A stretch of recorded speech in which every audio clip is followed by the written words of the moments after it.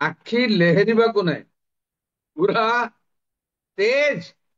ପ୍ରେଜ୍ ଦ ଲର୍ଡ। ହେଲେ ପରମେଶ୍ୱରଙ୍କ 7 ପ୍ରକାର ଗୁପ୍ତ ମଧ୍ୟରୁ ପ୍ରଥମ ପ୍ରକାର ଗୁପ୍ତ ହଉଛି ଦ୍ଵିତୀୟ ବିବରଣ 33 ପର୍ବର 19 ପଦ।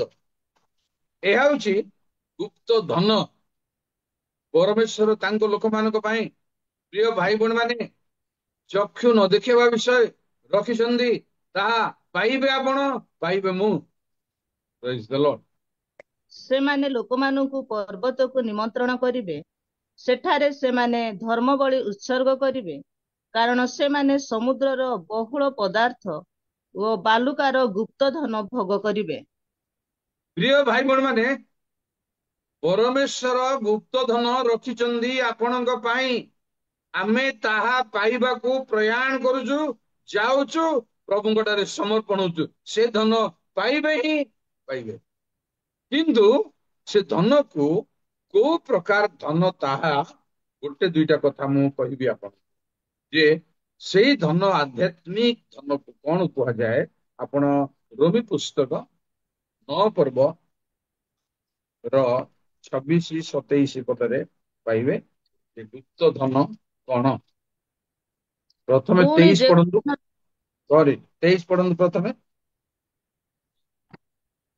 ଆଉ ଯଦି ଗୌରବ ନିମନ୍ତେ ତାହାଙ୍କ ଦ୍ଵାରା ପୂର୍ବରୁ ପ୍ରସ୍ତୁତ ହୋଇଥିବା ଦୟାର ପାତ୍ର ଯେ ଆମ୍ଭମାନଙ୍କ ନିକଟରେ ଆପଣା ଗୌରବ ରୂପ ଧନ ପ୍ରକାଶ କରିବା ନିମନ୍ତେ ତାହା କରିଅଛନ୍ତି, ତାହା ହେଲେ ତୁମ୍ଭେ କଣ କହିବ? ପ୍ରିୟ ଭାଇ ଭଉଣୀ ମାନେ, ପୂର୍ବରୁ ଏଇ ଜିନିଷ ଅଛି, ଗୌରବର ଧନ। ଅର୍ଥାତ୍ ପ୍ରଭୁ ଆପଣଙ୍କୁ ଦିନେ ସେ ସମୟରେ ଗୌରବାନ୍ୱିତ କରିବେ। ଏ ମୋର ପିତାଙ୍କ ଆଶୀର୍ବାଦର ପାତ୍ର, ତୁମାନେ ସେହି ରାଜ୍ୟ ଅଧିକାର କରିବ। ଏଇ ଗୌରବ ଯୋଉ ଅଛି, ଏଇ ଧନ ପାଇବେ। ଏହା ବର୍ତ୍ତମାନ କେହି ଜାଣିନାହାନ୍ତି, କେହି ଦେଖିନାହାନ୍ତି, କାହାର ଗୋଚରକୁ ଆସିନାହିଁ ପରମେଶ୍ୱର ଗୌରବାନ୍ୱିତ କରିବା ଧନକୁ। କାରଣ ଯୀଶୁ ସେଥିପାଇଁ କହିଲେ, ଯୋଉମାନେ ମୋହର ଅନୁଗମନ କରନ୍ତି, ପିତା ସେମାନଙ୍କୁ ସମ୍ମାନ ଦେବେ, ପିତା ସେମାନଙ୍କୁ ଗୌରବାନ୍ୱିତ କରିବେ। ସେଇ ଗୌରବର ଧନ, ଏହା ହଉଛି ପ୍ରଥମ ଗୁପ୍ତ। ଦ୍ଵିତୀୟ ଗୁପ୍ତ କଥା ମୁଁ କହିବି ଆପଣଙ୍କୁ। ପରମେଶ୍ୱରଙ୍କର ଗୋଟେ ଗୁପ୍ତ ସ୍ଥାନ ଅଛି। ସେ ସ୍ଥାନ ଅତି ମହତ୍ୱପୂର୍ଣ୍ଣ। 81 ଗୀତ ସଂହିତାର 7 ପଦରୁ ଶୁଣନ୍ତୁ। ଜୟ ପ୍ରଭୁ ସର୍ବଶକ୍ତିମାନ। ଆଜି କଣ ମା ଡେରି ହଉଛି କଣ? ଆଜି ତୁମେ ପ୍ରାର୍ଥନା କରି ରେଡି ହେଇଛୁ ନା? ଡାକିଲ, ତହୁ ଆମ୍ଭେ ତୁମ୍ଭକୁ ଉଦ୍ଧାର କଲୁ। ଆମ୍ଭେ ମେଘ ଗର୍ଜନର ଗୁପ୍ତ ସ୍ଥାନରେ ତୁମ୍ଭକୁ ଉତ୍ତର ଦେଲୁ। ଆମ୍ଭେ ପ୍ରେଜ୍ ଦ ମିଳିବା ଜଳ ଲର୍ଡ। ତୁମ୍ଭକୁ ପରୀକ୍ଷା କଲୁ। ଧନ୍ୟବାଦ। ମେଘ ଗର୍ଜନର ଗୁପ୍ତ ସ୍ଥାନ, ଏପରି ଗୋଟେ ସ୍ଥାନ ଅଛି। ପ୍ରିୟ ଭାଇ ଭଉଣୀ ମାନେ, ସେଇ ସ୍ଥାନ ଆମର ଗୋଚର ହେବ ଦିନେ।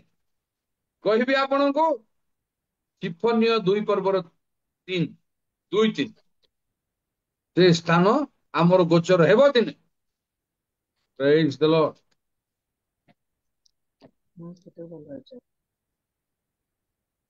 ହେ ଦେଶସ୍ଥ ନମ୍ର ଲୋକମାନେ, ତାହାଙ୍କ ଶାସନ ପାଳନ କରୁଅଛ ଯେ ତୁମ୍ଭେ ସମସ୍ତେ ସଦାପ୍ରଭୁଙ୍କର ଅନ୍ୱେଷଣ କର, ଧର୍ମର ଅନ୍ୱେଷଣ କର, ନମ୍ରତାର ଅନ୍ୱେଷଣ କର। ହୋଇପାରେ ସଦାପ୍ରଭୁଙ୍କ କ୍ରୋଧର ଦିନରେ ତୁମ୍ଭେମାନେ ଗୁପ୍ତ ସ୍ଥାନରେ ରଖାଯିବ। ପ୍ରେଜ୍ ଦ ଲର୍ଡ। ଏଇ ସ୍ଥାନ, ମେଘ ଗର୍ଜନର ଗୁପ୍ତ ସ୍ଥାନ, ବର୍ତ୍ତମାନ ଗୁପ୍ତ ଅଛି। କିନ୍ତୁ ସେଇଦିନ ସେଇ ଜାଗାରେ ଆପଣ ମାନେ ରହିବେ, ତାଙ୍କ ଲୋକମାନେ ରହିବେ। ଯେତେବେଳେ ଝଡ଼ ଆସିବ, ଯେତେବେଳେ ପ୍ରତିକୂଳ ସମସ୍ୟା ଆସିବ, ସେତେବେଳେ ସେ ସ୍ଥାନ ଆମେ ଜାଣିପାରିବା, ସେ ସ୍ଥାନରେ ରହିପାରିବା। ନମ୍ବର 2, ଗୁପ୍ତ ସ୍ଥାନ। ନମ୍ବର 3 ଶୁଣନ୍ତୁ। ଆପଣଙ୍କର ଗୁପ୍ତ ଲୋକମାନେ ଅଛନ୍ତି ଦୁନିଆରେ, ଯାହାକୁ ଆମେ ଜାଣିନାହୁଁ ଏ ପର୍ଯ୍ୟନ୍ତ। ଯେପରି ଏଲିୟ କହିଲେ ପରମେଶ୍ୱରଙ୍କୁ, କେହି ପରମେଶ୍ୱରଙ୍କ ଲୋକ ନାହାନ୍ତି, ମୁଁ ଜଣେ ଅଛି, ମୋର ପ୍ରାଣ ସେମାନେ ଖୋଜୁଛନ୍ତି। ପରମେଶ୍ୱର କହିଲେ, ଆଉ 7,000 ଲୋକଙ୍କୁ ରଖିଛୁ, ଜାଣିନାହାନ୍ତି କିଏ। ଆପଣ ସେଇ ଗୁପ୍ତ ଲୋକ କି ଆଉ କେହି ଅଛନ୍ତି ଗୁପ୍ତ ଲୋକ? ସେମାନେ ଯଥା ସମୟରେ ପ୍ରକାଶ ପାଇବେ। ଉଦାହରଣ ସ୍ୱରୂପ, ମୂଷା ଗୁପ୍ତ ଥିଲେ କିଛି ମାସ ପର୍ଯ୍ୟନ୍ତ। ସେଇଭଳି ପ୍ରଭୁ ଆପଣଙ୍କୁ ମହତ୍ କାମ କରିବା ନିମନ୍ତେ ନିରୂପଣ କରି ବର୍ତ୍ତମାନ ଗୁପ୍ତ ରଖିଛନ୍ତି। ନିଶ୍ଚିତ ଭାବରେ ଆପଣ କରିବେ ହିଁ କରିବେ। ତାକୁ କୁହାଯାଏ ଗୀତ ସଂହିତା 83 ପ୍ରଭୁଙ୍କ ଗୌରବ ନାମ ହଉ।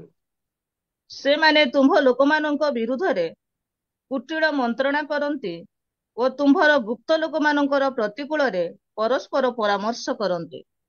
ଏ ବିଷୟ ଯେବେ ଆମେ ଚିନ୍ତା କରିବା, ବ୍ୟାଖ୍ୟାମୂଳକ ଆଲୋଚନା ଯଦି କରିବା, ଆୟ ନଗରରେ ପ୍ରଥମେ ପରାସ୍ତ ହେଲେ ଇସ୍ରାଏଲ ସନ୍ତାନ, କିନ୍ତୁ ଦ୍ୱିତୀୟରେ କଣ କଲେ? ଗୁପ୍ତ ଦଳକୁ ରଖିଲେ। ଆଉ ସେମାନେ ଅଳ୍ପ ଲୋକ ଯାଇ ହାରିଲା ଭଳିଆ ହେଇ ଦେଖା ହେଲେ ଆଉ ବାହାରକୁ କାହିଁ ପଳେଇ ଆସିଲେ। ଏମାନଙ୍କ ପଛରେ ଯେତେବେଳେ ଆୟ ନଗର ଲୋକ ଗଲେ, ଗୁପ୍ତରେ ଥିବା ଲୋକ ଆକ୍ରମଣ କଲେ। ଗୁପ୍ତରେ ଥିବା ଲୋକଙ୍କର ମହତ୍ଵ ଭାରି ମହତ୍ଵ। କେହି ଜାଣିନଥିବେ ଏ ଜଣେ ପରମେଶ୍ୱରଙ୍କ ଲୋକ ବୋଲି। ମୁଁ ବ୍ୟାଖ୍ୟା କରିବାକୁ ସମୟ ନାହିଁ। ତୃତୀୟ କଥା ହଉଛି ଗୁପ୍ତ ଲୋକ। ଏପର୍ଯ୍ୟନ୍ତ ଆପଣଙ୍କୁ କେହି ଜାଣିନଥିବେ ଆପଣଙ୍କ ଠାରେ କୋଉ ଶକ୍ତି ପ୍ରଭୁ ରଖିଛନ୍ତି। ସେଇଭଳି ଲୋକମାନେ ଅଛନ୍ତି। ଆଉ ଚତୁର୍ଥ କଥା କହିବି, ଗୁପ୍ତ ନାମ। ଦେଖନ୍ତୁ, ଗୁପ୍ତ ନାମ ଅର୍ଥାତ୍ ପରମେଶ୍ୱର ତାଙ୍କ ନାମକୁ ଗୁପ୍ତ ରଖିଛନ୍ତି। ବର୍ତ୍ତମାନ ଉଦାହରଣ ସ୍ୱରୂପ ବିଚାରକର୍ତ୍ତା 13 ପର୍ବର 18 ପଦରେ ଯେତେବେଳେ ମାନୋହ ତାଙ୍କ ସ୍ତ୍ରୀ ସେ ଦୂତଙ୍କ ନାମ ପଚାରିଲେ, ସେ ସ୍ୱର୍ଗ ଦୂତ ବୋଲି ଜଣା ପଡୁନାହିଁ, ଗୋଟେ ବ୍ୟକ୍ତି ବୋଲି ଜଣା ପଡୁଛି। ଶୁଣନ୍ତୁ 18 ପଦରେ କଣ ଲେଖା ଅଛି? ଷ୍ଟାର ମାର୍କ 2ଟା ଅଛି, ସେଇଟା ବି ପଡିବ ତଳେ। ତାହା ତ ଆଶ୍ଚର୍ଯ୍ୟ, ଷ୍ଟାର ମାର୍କ 2ଟା ଅଛି, ତଳେ ପଡ। ତାହା ତ ଗୁପ୍ତ। ବେଶ ଲେଖାଯାଏ ଯେ ଆମ୍ଭର ନାମ କାହିଁକି ପଚାରୁଅଛ? ଯେତେବେଳେ ସେମାନେ କହିଲେ ଆପଣଙ୍କ ନାମ କଣ, ଆମେ ଡାକିବୁ ହୋଜିକୁ, ସେତେବେଳେ ଦୂତ କହିଲେ କାହିଁକି ପଚାରୁଛ? ତାହା ତ ଆଶ୍ଚର୍ଯ୍ୟ, ଅର୍ଥାତ୍ କେହି ଜାଣି ପାରିବେ ନାହିଁ। ପ୍ରକାଶିତ 19 ପର୍ବର 12 ପଦ। ପ୍ରଭୁଙ୍କ ଗୌରବ ନାମ ଧନ୍ୟ ହଉ। ତାହାଙ୍କ ଚକ୍ଷୁ ଅଗ୍ନିଶିଖା ସଦୃଶ୍ୟ, ତାହାଙ୍କ ମସ୍ତକରେ ଅନେକ ମୁକୁଟ, ଆଉ ତାହାଙ୍କର ଗୋଟିଏ ନାମ ଲିଖିତ ଅଛି, ସେହି ନାମ ତାହାଙ୍କ ବିନା ଅନ୍ୟ କେହି ଜାଣେ ନାହିଁ। ଏପରି ପ୍ରଭୁଙ୍କର ନାମ ଅଛି, କେହି ଜାଣିଛି, କେବଳ ସେ ଜାଣିଛନ୍ତି। ଆଉ ସେଠି ଗୋଟେ ମଜା କଥା ଲେଖା ହେଇଛି ଯେ ତାହାଙ୍କ ମସ୍ତକରେ ଅନେକ ମୁକୁଟ। ଗୋଟିଏ ମୁଣ୍ଡରେ କେତେଟା ମୁକୁଟ ଦରକାର, କିନ୍ତୁ ପ୍ରଭୁଙ୍କ ମୁଣ୍ଡରେ ଅନେକ ମୁକୁଟ। ପ୍ରିୟ ଭାଇ ଭଉଣୀ ମାନେ, ତାର ରହସ୍ୟ ଦିନେ ଚିନ୍ତା କରନ୍ତୁ। ଆଜି ମୁଁ କହିପାରିବିନି ଆପଣଙ୍କୁ। ମାନେ ଯୋଉଟା କି ଭଲ ଲାଗେ, ଯୋଉଟା ଭିତରକୁ ଯିବାକୁ ଭଲ ଲାଗେ, ଆଉ ଭିତରକୁ ଗଲେ ମିଳିବ ଜିନିଷ, ଏଭଳି ବିଷୟ ଯେ ପ୍ରଭୁ ଯୀଶୁଙ୍କ ମସ୍ତକରେ ଅନେକ ମୁକୁଟ। ଯଦି ଗୋଟେ 2ଟା 3ଟା ରଖିଲେ ମୁକୁଟ ରହିପାରିବନି, କିନ୍ତୁ ଅଗଣ୍ୟ ମୁକୁଟ ତାଙ୍କ ମସ୍ତକରେ ଅଛି। ଏଭଳି ମହାନ ପ୍ରଭୁଙ୍କର ନାମ କେହି ଜାଣିନାହାନ୍ତି। ତେଣୁ ଆଉ ଏହା ହଉଛି ଚତୁର୍ଥ କଥା। ଆଉ ପଞ୍ଚମ କଥା ହଉଛି ପରମେଶ୍ୱରଙ୍କର ଗୁପ୍ତ ବିଷୟ। ତାକୁ କୁହାଯାଏ ପରମେଶ୍ୱରଙ୍କର ଗୁପ୍ତ ବିଷୟ। ତା ସବୁଠାରୁ ବହୁତ ଗଭୀର। ସେ ବେଳେ ବେଳେ ଅଲଗା ରୂପ ଧାରଣ କରନ୍ତି। ତାଙ୍କ ନିଜ ନିଜ ରୂପକୁ ଦେଖେଇବାକୁ କାହାକୁ ଦେଇଛି, ଅଲଗା ରୂପ ଧାରଣ କରନ୍ତି। ଅର୍ଥାତ୍ ମୂଷାଙ୍କୁ ଯେପରି କହିଲେ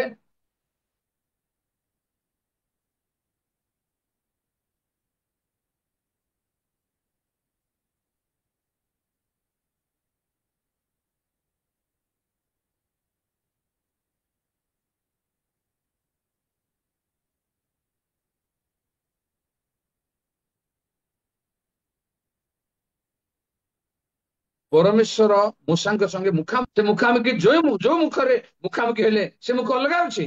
ଆଉ ସେଥିପାଇଁ ପ୍ରଭୁ କହିଲେ ଆମ୍ଭର ମୁଖ ଦେଖି ବଞ୍ଚି ପାରିବ ନା।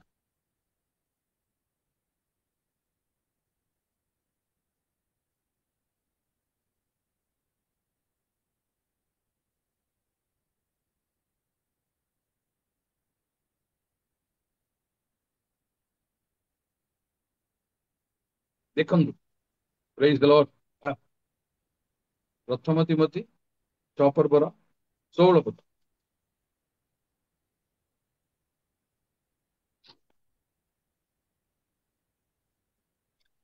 ଯେ ଏକମାତ୍ର ଅମର ଓ ଅଗମ୍ୟ ଜ୍ୟୋତିର୍ନିବାସୀ, ଯାହାଙ୍କୁ କୌଣସି ମର୍ତ୍ତ୍ୟ କେବେ ଦେଖିନାହିଁ ବା ଦେଖିପାରେ ନାହିଁ, ସେ ଉପଯୁକ୍ତ ସମୟରେ ଯାହା ଦର୍ଶାଇବେ, ଅନନ୍ତ କାଳ ପର୍ଯ୍ୟନ୍ତ ତାହାଙ୍କ ସମ୍ଭ୍ରମ ଓ ପରାକ୍ରମ ପ୍ରକାଶିତ ହେଉ। କେବେ ଆମେନ୍। ଉପଯୁକ୍ତ ସମୟରେ ତାହା ଦର୍ଶାଇବେ। ପ୍ରେଜ୍ ଦ ଲର୍ଡ।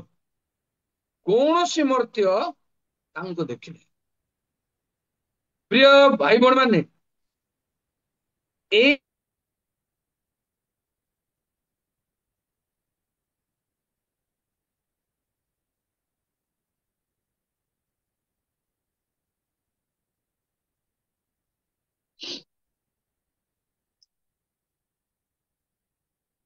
ଆମକୁ ଦେଖିଲେ ମୂଷାଙ୍କ ବ୍ୟକ୍ତିଗତ ମୁଖ ଅଲଗା ଅଛି, ନହେଲେ କେହି କେବେ ଦେଖିନାହାନ୍ତି ବୋଲି କେମିତି କୁହାଗଲେ ତେବେ?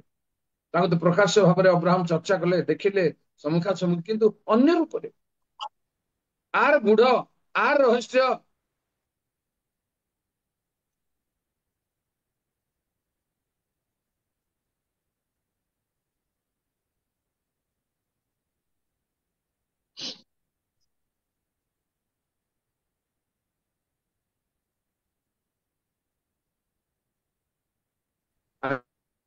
ରେଡି ହେଇଯାଇଛନ୍ତି ନା କୁଆଡେ ପଳେଇ ଗଲେଣି? ସାର୍ ଆପଣଙ୍କର ନେଟୱାର୍କ ଟିକେ ଫେଲ୍ ହଉଛି। ଆଜ୍ଞା, କଥା ଶୁଭା ଯାଉନି, ହଁ। କଟି କାହାର? ମୋର ଆଜ୍ଞା, ମୋର କଥା ଶୁଭା ଯାଉନି? ମଝି ମଝି କଟି ଯାଉଛି ଆଜ୍ଞା। ଟିକେ ଏବେ ପାଇଁ ଟିକେ ବ୍ରେକ୍ ହେଲା ନା ସେଥିପାଇଁ ସେଟା ହେଇପାରୁନି। ଆଚ୍ଛା, ନେଟୱାର୍କ ଟିକେ ଅପ୍ ଡାଉନ୍ ଅଛି। ନାଇଁ, ବାଇବଲ ପଦକୁ ଟିକେ ଦୁଇଥର କୁହନ୍ତୁ। ବର୍ତ୍ତମାନ ପଢିବାଟା ଗୀତ ବୋଧେ ଟିକେ ସଂହିତା ଟାଇମ୍ ଲାଗିବ। 25 ପର୍ବର ଗୀତ 25 ର 14।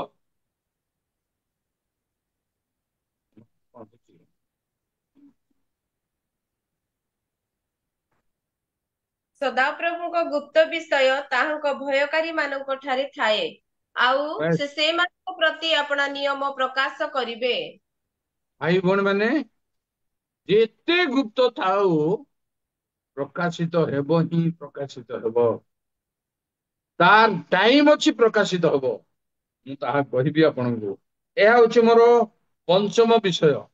ଆଉ ନମ୍ବର 6 ଶୁଣନ୍ତୁ, ଗୁପ୍ତ ଜ୍ଞାନ। ପରମେଶ୍ୱରଙ୍କର ବାକ୍ୟ ମାନଙ୍କୁ ପ୍ରକାଶ ଭାବରେ ଲେଖା ଅଛି, କିନ୍ତୁ ତା ଭିତରେ ଗୁପ୍ତ ଜ୍ଞାନ ଅଛି, ଆଉ ଯାହା ସର୍ବସାଧାରଣ ଜାଣିପାରିବେ ନାହିଁ।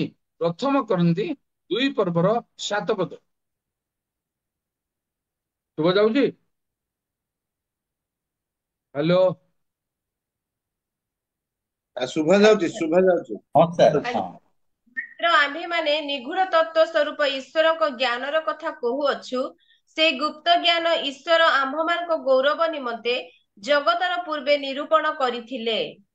ପ୍ରିୟ ଭାଇ ଭଉଣୀ ମାନେ, ତାହା ହଉଛି ଗୁପ୍ତ ଜ୍ଞାନ। କେହି କେହି ଏଇ ବିଷୟକୁ ଟଚ କରିନଥିଲେ। ବର୍ତ୍ତମାନ ନୂତନ ନିୟମରେ ସମୟ ଅନୁସାରେ ସେଇ ଜ୍ଞାନକୁ ଲୋକମାନେ ଅନୁଭବ କରିପାରିବେ। ଏହା ହଉଛି ଗୁପ୍ତ ଜ୍ଞାନ। ଗୁପ୍ତ ଜ୍ଞାନକୁ ବ୍ୟାଖ୍ୟା କରିବାକୁ ମୋ ପାଖରେ ସମୟ ଅଭାବ ଅଛି। ବର୍ତ୍ତମାନ ଗୋଟିଏ କଥା ମାତ୍ର କହିବି, ଆୟୁବ 28 ପର୍ବର 21। ପ୍ରଭୁଙ୍କ ଗୌରବ ନାମ ପୁଣ୍ୟ। ଆୟୁବ 28 ପର୍ବର 21। ତାହା ତ ସମସ୍ତ ପ୍ରାଣୀଙ୍କ ଚକ୍ଷୁରୁ ଗୁପ୍ତ ଓ ଆକାଶର ପକ୍ଷୀମାନଙ୍କ ଠାରୁ ଆବୃତ କରାଯାଇଅଛି। ତାହା ମାନେ କଣ ହବ? 18ରୁ ଟିକେ ପଢିଦିଅ। ତହି ନିକଟରେ ପ୍ରବାଳ ତହି ନିକଟରେ ପ୍ରବାଳ ଓ ସ୍ଫଟିକର କଥା କୁହାଯାଏ ନାହିଁ, କାରଣ ପଦ୍ମରାଗ ମଣି ଅପେକ୍ଷା ଜ୍ଞାନର ମୂଲ୍ୟ ଅଧିକ। କୁଶ ଦେଶୀୟ ପୀତମଣି ତହିର ସମାନ ହେବ ନାହିଁ, କିମ୍ବା ନିର୍ମଳ ସୁବର୍ଣ୍ଣରେ ତହିର ମୂଲ୍ୟ କରାଯିବ ନାହିଁ। ତେବେ ଜ୍ଞାନ କେଉଁଠାରୁ ଆସେ ଓ ବୁଦ୍ଧିର ସ୍ଥାନ କାହିଁ? ତାହା ତ ସମସ୍ତ ପ୍ରାଣୀଙ୍କ ଚକ୍ଷୁରୁ ଗୁପ୍ତ ଓ ଆକାଶର ବେଶ, ପକ୍ଷୀମାନଙ୍କୁ ଆବୃତ କରାଯାଇଅଛି। ବହୁତ କଥା ଅଛି। ଆକାଶର ପକ୍ଷୀ ମାନଙ୍କ ଠାରୁ ଗୁପ୍ତ କାହିଁକି କରାଗଲା?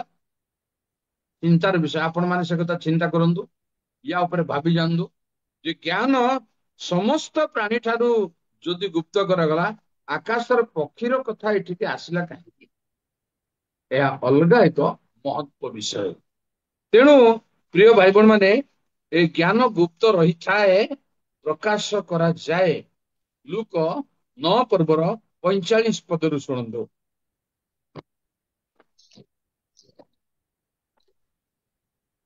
ଜୟ ସର୍ବଶକ୍ତିମାନ। କିନ୍ତୁ କିନ୍ତୁ ସେମାନେ ହାଲେଲୁୟା। ସେଇ କଥା ବୁଝିଲେ ନାହିଁ, ଆଉ ତାହା ସେମାନଙ୍କ ଠାରୁ ଗୁପ୍ତ ଥିଲା, ଯେପରି କଥା ତାହା ହଉଛି ତେଇଶ ତାହା ହଉଛି ଗୁପ୍ତ ରହିଥାଏ। ଯଥା ସମୟରେ ପରମେଶ୍ୱର ଆପଣଙ୍କୁ ଦେବେ। ଈଶ୍ୱରଙ୍କ ଜ୍ଞାନ ଗୁପ୍ତ ଥିବ। ବାଇବଲ ଆପଣଙ୍କ ପାଖରେ ଅଛି, ଦୀର୍ଘ ବର୍ଷ ହବ, କିନ୍ତୁ ସବୁ ଏକାଥରେ ମିଳୁନାହିଁ। ଧୀରେ ଧୀରେ ଧୀରେ ଧୀରେ ଯେତେ ଭିତରକୁ ଯିବେ, ସେତେ ଆପଣ ନୂଆ ନୂଆ କଥା ବାଇବଲରୁ ପାଇବେ। ତା ହଉଛି ଆଗରୁ ଗୁପ୍ତ ଅଛି। ତେଣୁ ଗୁପ୍ତ ଜ୍ଞାନକୁ ଆମେ ଟଚ୍ କରିବା ପାଇଁ ପ୍ରଭୁଙ୍କ ନିକଟବର୍ତ୍ତୀ ହଉ। ସପ୍ତମ କଥା କହିବି ଆପଣଙ୍କୁ, ତା ହଉଛି ପ୍ରକାଶିତ 2 ପର୍ବର 17 ପଦ। ପ୍ରକାଶିତ 2 ପର୍ବର 17 ପଦ। ପ୍ରଭୁଙ୍କ ଗୌରବ ନାମ ଧନ୍ୟ ହଉ। ମଣ୍ଡଳୀଗଣକୁ ଆତ୍ମା କଣ ମଣ୍ଡଳୀ କହନ୍ତି? କଣ କହନ୍ତି, ଯାହାର କର୍ଣ୍ଣ ଅଛି ସେ ତାହା ଶୁଣୁ। ଯେ ଜୟ କରେ ତାହାକୁ ଆମ୍ଭେ ଗୁପ୍ତ ମାନ୍ନା ଦେବୁ, ପୁଣି ଯେଉଁ ନାମ ଗ୍ରହଣକର୍ତ୍ତା ବିନା ଅନ୍ୟ କେହି ଜାଣେ ନାହିଁ, ଏପରି ନୂତନ ନାମ ଲିଖିତ ଏକ ଶ୍ୱେତ ପ୍ରସ୍ତର ତାହାକୁ ଦେବୁ। ପ୍ରିୟ ଭାଇ ଭଉଣୀ ମାନେ, ଗୁପ୍ତ ମାନ୍ନା, ପ୍ରକାଶ୍ୟ ମାନ୍ନା ଦିଆଯାଇଥିଲା ଇସ୍ରାଏଲ ସନ୍ତାନକୁ ପ୍ରାନ୍ତରରେ। ସେ ମାନ୍ନା ଯୋଉ ପ୍ରକାଶ କରାଗଲା, ଆଉ ତା ଭିତରର କଥା ଟିକେ କହିବି। ତା ମୁକ୍ତା ପରି ଚକଚକ ବୋଲି ଲେଖା ଅଛି, ଧନିଆ ପରି ଗୋଲ ବୋଲି ଲେଖା ଅଛି, ଆଉ ତୈଳ ପକ୍ୱ ପିଠା ପରି ସ୍ୱାଦ ବୋଲି ଲେଖା ଅଛି, ମଧୁମିଶ୍ରିତ ପିଠା ପରି ସ୍ୱାଦ ଲେଖା ଅଛି। ଏତେ ବର୍ଣ୍ଣନା ଅଛି, ତଥାପି ତାର ନାଁ ପ୍ରକୃତ ମାନ୍ନା ନୁହେଁ। ଏହା କଣ? ମାନ୍ନାର ଅର୍ଥ ହଉଛି ଏହା କଣ, ମାନୁ, ଏହା କଣ? ରହିଗଲା ରହିଗଲା ରହିଗଲା, ତାହା ଜାଣିବାକୁ ଆମେ ପାରିନାହୁଁ, କିବା ସେମାନେ ବି ପାରିନାହାନ୍ତି। ଏପରି ଉଦାହରଣ ସ୍ୱରୂପ ଗୋଟେ ଗୁପ୍ତ ମାନ୍ନା ରଖିଛନ୍ତି। ତାହା କି ପ୍ରକାର କଥା ବର୍ତ୍ତମାନ ପ୍ରକାଶ କରାଯାଇନା, ପ୍ରକାଶିତ ହେବ ଦିନ। ଯାହା ସବୁ ଗୁପ୍ତ ଅଛି ପ୍ରକାଶିତ ହେବ ଦିନେ। ଶୁଣନ୍ତୁ, ବର୍ତ୍ତମାନ ମୁଁ କୋଉ ଉଦ୍ଦେଶ୍ୟରେ ଆଜି ଏ କଥା କହୁଛି ଆପଣଙ୍କୁ। ଅନେକ ଲୋକ ପ୍ରଭୁଙ୍କ ଦିନ ପ୍ରକାଶ କଲେଣି, ପ୍ରଭୁଙ୍କ ଆଗମନ ଘୋଷଣା କଲେଣି। ତା ଉପରେ ମୋର କହିବାର ଅଛି ବୋଲି ମୁଁ ଏଇ ଶବ୍ଦଟାକୁ ଆଣିଛି ଆଜି। ପ୍ରକାଶ କଲେଣି, ତା ଉପରେ ସତର୍କ ରହିବା ଆମକୁ ଦରକାର। କାରଣ ମାର୍କ 4 ପର୍ବର 22 ପଦରେ ସେମାନେ ଯୋଉ ଯୋଉ ପ୍ରମାଣ ଦେବାକୁ ଯାଉଛନ୍ତି, ତାହା ଆମର ଆଲୋଚନାର ବିଷୟ ହେଉ। ଜୟ ସର୍ବଶକ୍ତିମାନ। କାରଣ ପ୍ରକାଶିତ ନ ହେବା ଉଦ୍ଦେଶ୍ୟରେ କିଛି ଗୁପ୍ତ ନାହିଁ, ଆଉ ଯାହା ଗୁପ୍ତ ହୋଇଅଛି ତାହା ପ୍ରକାଶିତ ହେବା ଉଦ୍ଦେଶ୍ୟରେ ଗୁପ୍ତ ହୋଇଅଛି। ଶୁଣନ୍ତୁ, ଏ 7 ପ୍ରକାର ଗୁପ୍ତ ଠାରୁ ଗୋଟେ ପ୍ରକାର କଥା ମୁଁ କହିଥିଲି ଆପଣଙ୍କୁ, ପରମେଶ୍ୱରଙ୍କ ଗୁପ୍ତ। ସେ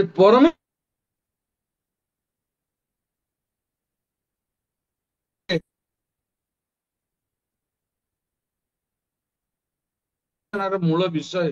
ଅନେକ ଲୋକ ତାରିଖ ଦେଲେଣି, କେହି କେହି ଆଉ ନିକଟ ଭବିଷ୍ୟତରେ ଆସନ୍ତା ବର୍ଷ କୌଣସି ମାସ ଗୋଟେ ଦେଇଛନ୍ତି, ତାହା ମୁଁ ଜାଣିବାକୁ ଚାହୁଁନି। ଆପଣ ମଧ୍ୟ ତା ଉପରେ ବ୍ୟସ୍ତ ହେବା ଦରକାର ନାହିଁ। ତା ହଉଛି ମୋର ମନ୍ତବ୍ୟ। ଶୁଣନ୍ତୁ, କୋଉ ଉପରେ ସେମାନେ କହୁଛନ୍ତି, ମାନେ ଆମୋସ 3 ପର୍ବର 7 ପଦକୁ ନେଉଛନ୍ତି ବୋଧେ, କି ମାର୍କ 4ର 22 କୁ ନେଉଛନ୍ତି। ଜୟ ସର୍ବଶକ୍ତିମାନ। ନିଶ୍ଚୟ ପ୍ରଭୁ ସଦାପ୍ରଭୁ ନିଜ ଗୁପ୍ତ ବିଷୟ ଆପଣା ଦାସ ଭବିଷ୍ୟତ ବକ୍ତା ପ୍ରତି ପ୍ରକାଶ ନ କଲେ କିଛି କରିବେ ନାହିଁ। ଏହା ହଉଛି ସେମାନଙ୍କର ମୂଳ ଆଲୋଚନା। ମନ ଦେଇ ଶୁଣନ୍ତୁ, ଏହା ହଉଛି ମୂଳ ଆଲୋଚନା। ସେମାନେ ଡେଟ୍ ଦଉଛନ୍ତି, ଆଉ ସମୟ ଦଉଛନ୍ତି, ଘୋଷଣା କରୁଛନ୍ତି, ପ୍ରଚାର କରୁଛନ୍ତି। ସତର୍କ ରୁହନ୍ତୁ ସମସ୍ତ ପ୍ରିୟ ଭାଇ ଭଉଣୀ ମାନେ। କେବଳ ଆଜି ଆପଣଙ୍କୁ ମୁଁ କହୁନାହିଁ, ସମସ୍ତେ ସତର୍କ ରୁହନ୍ତୁ। ଯଦି ମୁଁ କହିବି ଆପଣଙ୍କୁ, ସଦାପ୍ରଭୁ ଭାବବାଦୀ ମାନଙ୍କୁ ନ ଜଣାଇ କିଛି କରିବେ ନାହିଁ, ତେବେ ଶୁଣନ୍ତୁ ଦ୍ୱିତୀୟ ରାଜାବଳୀ 4:27।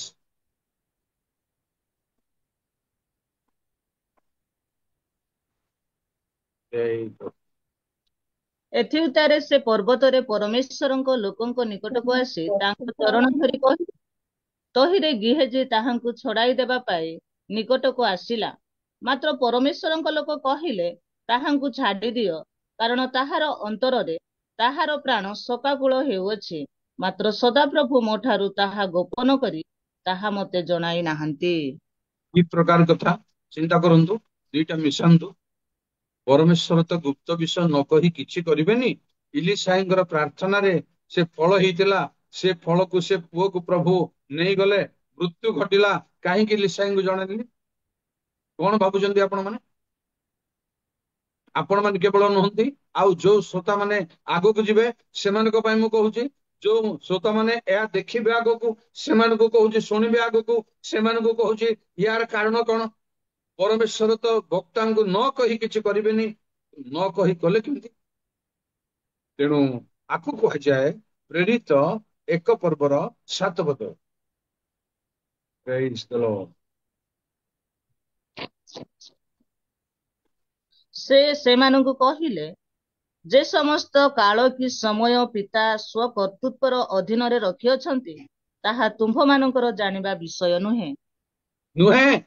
ପୁରୁଣା ଓଡ଼ିଆ ତର୍ଜମା ଦେଖନ୍ତୁ, ଜାଣିବା ଅଧିକାର ନୁହେଁ। ତେବେ କେମିତି ଡେଟ୍ ଦେଇପାରିବେ? ଆଗମନର ସମୟ ଦେଇପାରିବେ କି? ଆର ମୀମାଂସାକୁ ମୁଁ ସର୍ଟରେ କରିବି, ଶୁଣନ୍ତୁ ଧୈର୍ଯ୍ୟ ଧର। ଆଗରୁ ଏଇ କଥା କେହି ଜଣେଇ ପାରିବେନି। ଲୋକ ଭାବୁଛନ୍ତି, ଗୋଟେ ଭୁଲ ଧାରଣା ଅଛି ଯେ ଯୀଶୁ ତ ଜାଣିନଥିଲେ, ସେଟା ସତ, କିନ୍ତୁ ବର୍ତ୍ତମାନ ଯୀଶୁଙ୍କର ଅଜଣା ନାହିଁ। ସେ କହିଥିଲେ ସେତେବେଳେ ପୁତ୍ର ସୁଦ୍ଧା ଜାଣନ୍ତି ନାହିଁ ବୋଲି, କିନ୍ତୁ ବର୍ତ୍ତମାନ ର ପ୍ରମାଣ କହୁଛି ଆପଣଙ୍କୁ, ଶୁଣନ୍ତୁ, ପଢନ୍ତୁ ନାହିଁ, ମାଥ୍ୟୁ 28:16-18। ଶୁଣୁଛନ୍ତି ତ? ନୋଟ କରନ୍ତୁ, ଭୁଲିଯିବେ, ନୋଟ କରନ୍ତୁ। ମାଥ୍ୟୁ 28:16-18। ପୁନରୁତ୍ଥାନ ପରେ ସ୍ୱର୍ଗ ପୃଥିବୀର ଯାବତୀୟ ଅଧିକାର ଆମ୍ଭକୁ ଦତ୍ତ ହୋଇ ଅଛି। ଏବେ ସେ ଦିନ ଅଜଣା ନୁହଁ ତାଙ୍କର। ବର୍ତ୍ତମାନ ସେ ଦିନ ଅଜଣା ନୁହଁ ଯୀଶୁଙ୍କର। ତାପରେ ପ୍ରକାଶିତ 1:1 ଯୀଶୁ ଖ୍ରୀଷ୍ଟଙ୍କ ପ୍ରକାଶିତ ବାକ୍ୟ ଏବେ ତାଙ୍କ ନିକଟରେ ପ୍ରକାଶ ହେଇଛି। ଏବେ ଅଜଣା ବୋଲି ତାପରେ ପୁନରୁତ୍ଥାନ ପରେ କେହି ପ୍ରମାଣ ଦେଇପାରିବେ ନାହିଁ।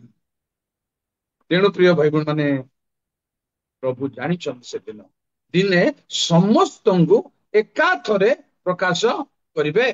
କେମିତି ନା, ବର ଆସିଲେ ବୋଲି କୋଳାହଳ ହେଲା, ସମସ୍ତେ ଜାଣି। ଏଇଭଳି ଜଣାଣ ହବ, ବ୍ୟକ୍ତିଗତ ଭାବରେ ଜଣକୁ ଜଣା ଯାଇପାରିବନି, ସମସ୍ତଙ୍କୁ ଏକାଥରେ ଜଣା। ସେ ଦିନକୁ ସମସ୍ତେ ଅନୁଭବ କରିବେ। କାରଣ ଏବେ ଆମେ ଜାଣୁଛୁ ଯେ କଣ କଣ ଘଟିଲେ ସେ ଦିନ ଆସିବ, ତାହା ପ୍ରମାଣ ଦିଆଯାଇଛି। ଉଦାହରଣ ସ୍ୱରୂପ ପଢନ୍ତୁ ନାହିଁ, 2 ଥେସଲୋନି 2:1-4 ଯେ ଧର୍ମଚ୍ୟୁତ ଓ ଅଧର୍ମ ପୁରୁଷର ପ୍ରକାଶିତ, ଏ ଦୁଇଟା ନହେଲେ ପ୍ରଭୁଙ୍କ ଦିନ ଆସିବ ନାହିଁ। ଏଥିପାଇଁ ଆମକୁ ଟାଇମ ଦରକାର ନାହିଁ, ଏଥିପାଇଁ ଆମକୁ ଡେଟ୍ ଦରକାର ନାହିଁ। ଗୋଟେ ଉଦାହରଣର ଗୋଟେ ପ୍ରମାଣ ଦଉଛି। ଦିନେ ମୁଁ କରାଡ଼ ବାବୁଙ୍କ ସାଙ୍ଗରେ ବସିଥିଲି। ଜଣେ ବାହାରୁ ଆସି ପଚାରିଲେ ତାଙ୍କୁ, ଆଗମନ କଥା କୁହନ୍ତୁ ଆଜ୍ଞା ବୋଲି କହିଲେ। କରାଡ଼ ବାବୁ କଣ ଉତ୍ତର ଦେଲେ ଜାଣନ୍ତି? ସେ ରହିଲେ ଘଣ୍ଟା ଘଣ୍ଟା ରହିଲେ, କହିଲେ ଯେ ଆଗମନର ସମୟ ସହିତ ବିଶ୍ୱାସୀର ସେ ପ୍ରସ୍ତୁତ ଥିଲେ ହେଲା।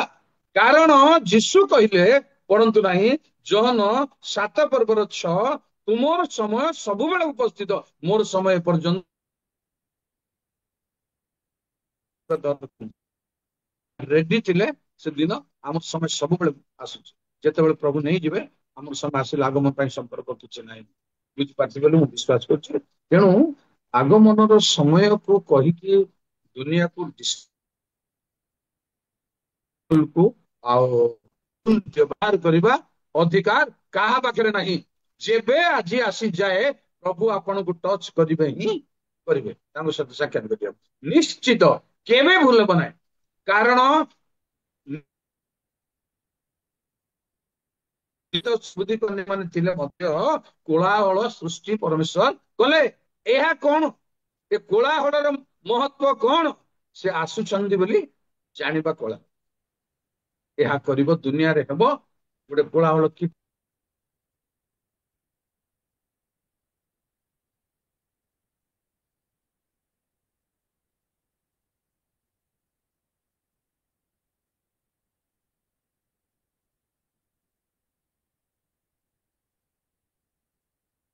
ସେ ପ୍ରଥମେ ଲେଖିଲେ କଣ? କାହାର ପତ୍ର ଦ୍ଵାରା କାହାର ଦ୍ଵାରା ବିଚଳିତ ହୁଅ ନାହିଁ।